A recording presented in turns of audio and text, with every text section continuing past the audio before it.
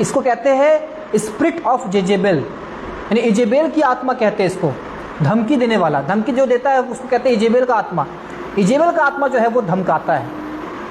Hallelujah. देखिएगा एक बात मैं आपको बताना चाहता हूँ, पुराने नियम से रेफरेंस नहीं उठा रहे हैं, कहानी के तौर पर बता रहे हैं। पुराने नियम में एलिया भविष्यवक्ता था जिसने आसमान से आग उतारा था, प्रार्थना किया था, तो प्रभु ने आसमान से आग भेजा था। एलिया जो था उसने बहुत बड़ा रिवाइवल का वजह बना, बहुत बड़ा जागृति को लेकर आया।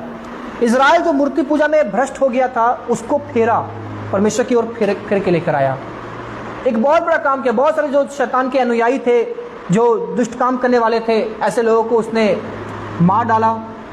उसने दुष्ट जो रानी थी और वो बहुत बड़ी मतलब टोनही थी, यानी जादू टोना करने वाली थी, उसके नबियों को मार डाला और उसके प्रार्थना के द्वारा परमेश्वर ने स्वर्ग से अग्नि को भेजा।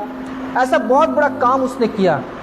लेकिन जैसे ये काम का चर्चा रानी को पता चला, इसका खबर रानी को मिला, रानी ने एलिया को धमकी दिया, यदि कल तक मैं तेरा सिर नहीं कटवा दूं या मैं तेरा वही दशा ना कर दूं जो तूने मेरे लोगों का किया है, तो मेरे साथ उससे भी बुरा होगा जो मेरे लोगों के साथ हुआ।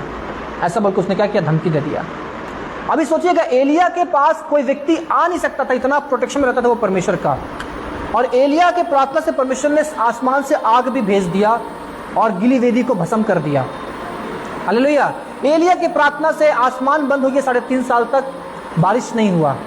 फिर एलिया के प्रार्थना से ही आसमान खुला और बारिश होने लगा। उसके पास ये प्रोटेक्शन था, उसके पास ये अथॉरिटी था, उसके पास ये रिलेशनशिप था परमेश्वर के साथ। वो कहता है, मैं सेनाओं के यहोवा के सामने खड़े रहने वाला।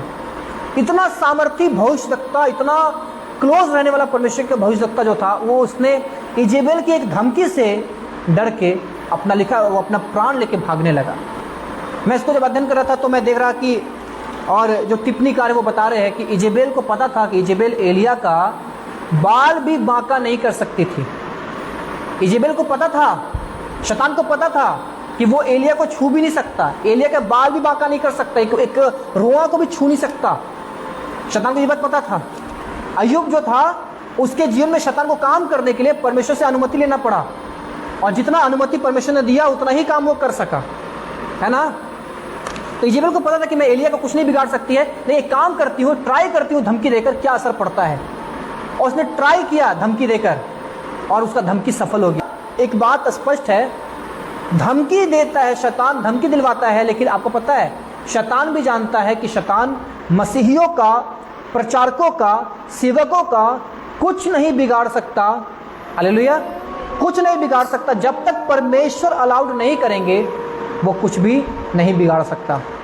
ये बात आज के मसीहियों को पता नहीं है, लेकिन ये बात प्रेरितों को पता था। इसलिए ये लोग उनकी धमकी से डरे नहीं, लेकिन हिम्मत मांगे और परमेश्वर ने इनको हिम्मत दिया।